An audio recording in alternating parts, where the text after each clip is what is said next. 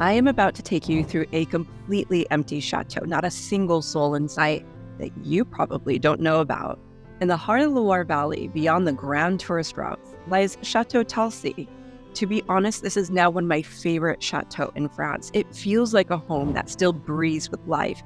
Feels like the origin story of the Petit Trianon of Château Versailles. And here, Pierre de Ronsard fell madly in love with the beautiful Cassandra. We walk in the very gardens where he penned his timeless sonnet, "Darling, let us see if the rose." Unlike many of its grand neighbors, Talcy has preserved its intimate lived-in charm, making you feel like you've been invited into a secret.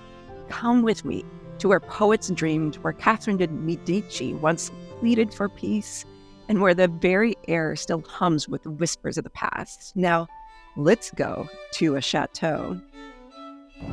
It's hard for me to say this because this might be one of my favorite chateaux in France so far.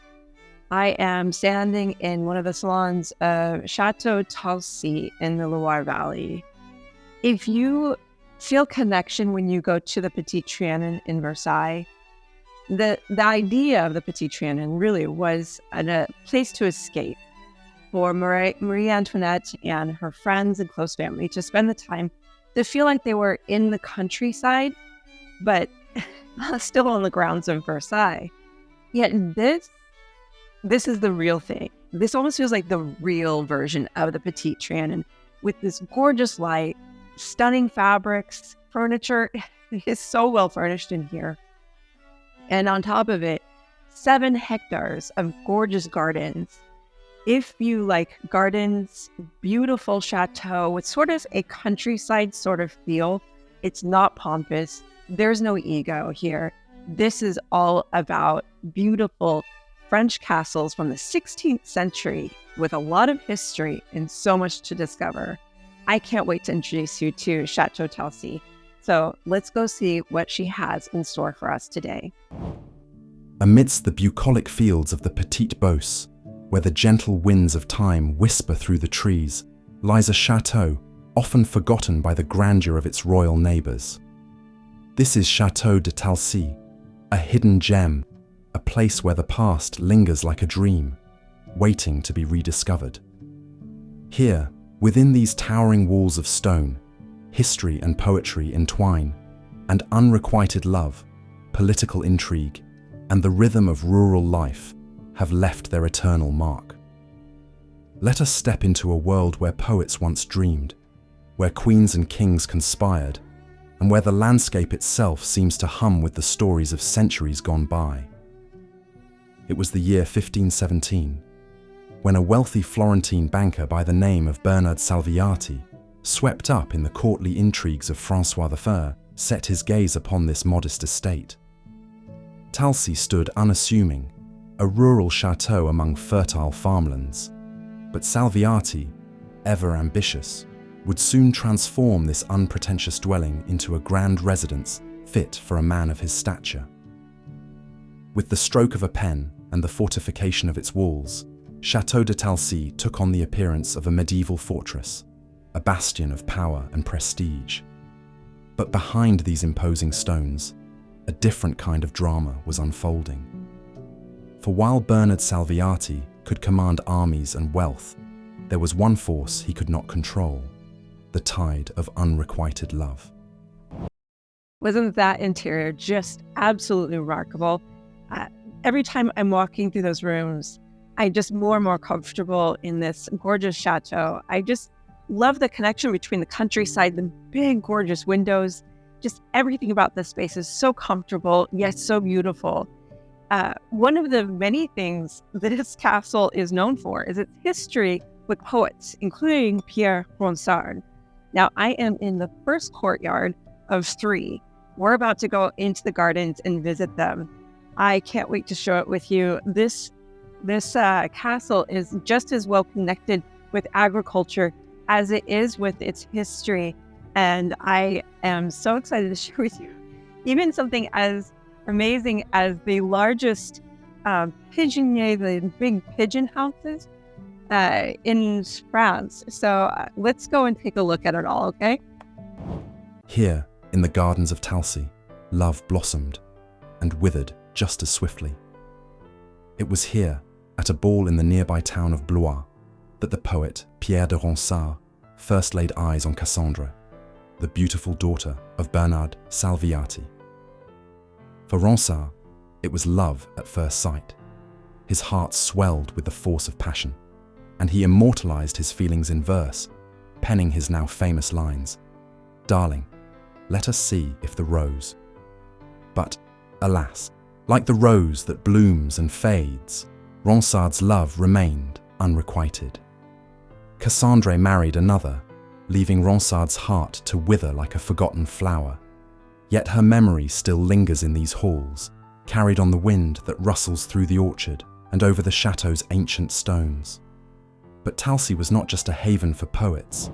It was also the stage upon which the fate of nations was decided. In 1562, as France was torn apart by the wars of religion, this quiet chateau became a refuge for none other than Catherine de Medici. She arrived with her young son, Charles IX, her heart heavy with the weight of her kingdom's turmoil. Here, in this very room, she sought to broker peace between the Catholics and the Protestants, hoping that Talcy could become the stage for reconciliation. But as Catherine stood before the leaders of both factions, the tension in the air was palpable. The Prince of Condé, leader of the Protestants, was wary, suspicious of Catherine's motives. Her pleas for peace fell on deaf ears, and as Condé left the room, it became clear that the last chance for reconciliation had slipped away. War was inevitable. Talcy's walls stood witness to history, enduring through the changing seasons of war and peace. And yet, even as the world around it changed, the chateau remained a sanctuary for poets, for generals, for those seeking refuge from the storms of life. In the 18th century, the Bergiat family took up residence here, transforming the chateau into a thriving agricultural estate. Sheep grazed in the fields, and the orchards burst forth with the bounty of nature, apples, pears, and plums, all cultivated in the shadow of Talcy's proud towers. Even today, the gardens remain a haven for lovers of nature, a sanctuary of biodiversity, where ancient varieties of fruit trees still flourish. No chemicals touch this sacred earth, only the care of the gardener's hand and the gentle grazing of sheep. But Talcy's story does not end with the harvest. In the 19th century, it became a beacon for intellectuals and revolutionaries alike. Philippe Albert Stapfer, a Swiss intellectual, opened his doors to the great thinkers of the time. Stendhal, Delacroix, and Madame de Staël all crossed the threshold of Talcy, filling its rooms with the fervour of art, politics, and philosophy. Albert Stapfer, Philippe's son, would go on to capture the chateau in the early days of photography, preserving its beauty for generations to come. His delicate daguerreotypes still reside here, a silent witness to the passage of time. To walk the halls of Château de Talcy is to step into a world untouched by the passage of centuries. The ghosts of poets and queens, generals and revolutionaries still linger here, their presence felt in the quiet rustle of leaves, in the heavy air of the grand salon, and in the ancient stones that have borne witness to so much. Though it may be modest compared to the grand chateau of the Loire, Talcy's charm lies in its intimacy, its quiet grace. It is a place where history whispers rather than shouts, where the beauty of the pastoral life flourishes amidst the echoes of the past. It has been such a pleasure to introduce you to Château de Talcy, which is part of my National Monuments series. The reason why I'm also taking you to locations like this is because it's so important that you visit and support these locations. The National Monuments of France, there's an entire list, and you can look at them by the region that you are visiting. The national monuments are owned by the state and operated in part thanks to you and your visits. It's incredibly important to come and search out these locations, not only because they are so incredibly special, but by your support, by your visit, you ensure that these incredible locations continue to stay a national treasure for you and future generations.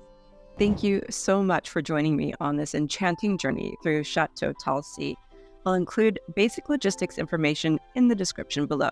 Now, YouTube is going to recommend a couple of videos of mine that you might be interested in watching. I really appreciate your support, and please stay tuned for the next episode of Let's Go to a Chateau.